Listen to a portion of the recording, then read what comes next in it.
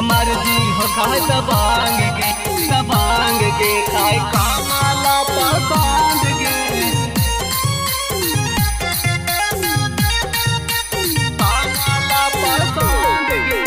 देखी के पावर चमार जी के जो बनमा करता जांग गे देखी के पावर चमार जी के जो बनमा करता जांग गे चमार जी हो खाए दबांग गे खाए कामाला पसंद गे चमार जी हो खाए दबांग गे खाए कामाला पसंद गे चमार के बना लेला भरवा रहता सतहर दाम गे चमार के बना लेला भरवा रहता सतहर दाम गे चमार जी हो खाए दबांग गे खाए कामाला पसंद गे चमार जी हो खाए दबांग गे खाए कामाला पसंद गे पिया दिला दहार मिल लगी है मानो हाय मोर बतिया पिया दिला दहार मिल लगी है मानो हाय मोर बतिया साया साड़ी लैल कई चूड़ी कनाना है काला काता बस हाय लाई मोर साजना है काला काता बस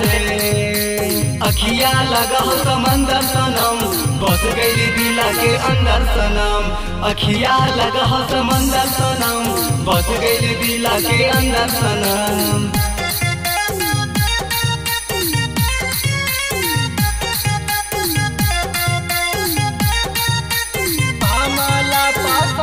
सब जातिया से है कई दास जी बारांड गे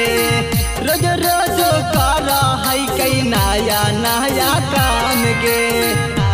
नया काम गे सब जातिया से है कई दास जी बारांड गे रोज रोज करा है कई नया नया काम गे देखी के पुलिस दरोगा कममा रह जा है कई तांग गे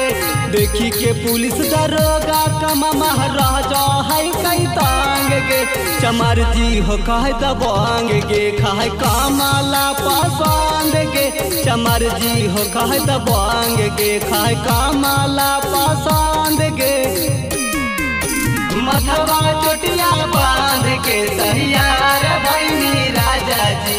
मथवा चोटिया बांध के तैयार भैनी राजा जी झोटवा धा के कोठवा पर पाटाक देला राजा जी झोटवा धा के कोठवा पर पाटाक देला राजा जी अखिया लगाओ समंदर सनम बस गई दिला के अंदर सनम अखिया लगाओ समंदर सनम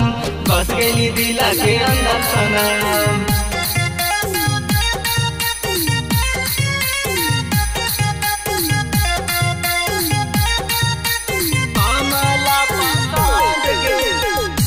तनला दोस्त है कई दूसरा मनला काल गे के भी कतिल ऐसन करा है कई धमाल गे कई धमाल गे दोस्त तनला दोस्त है कई दूसरा मनला काल गे के भी कतिल ऐसन करा है कई धमाल गे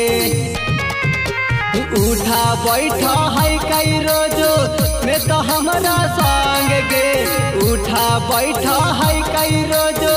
में तो हमारा संग गे चमार जी हो खाए दबांग गे खाए कामाला पसंद गे चमार जी हो खाए दबांग गे खाए कामाला पसंद गे।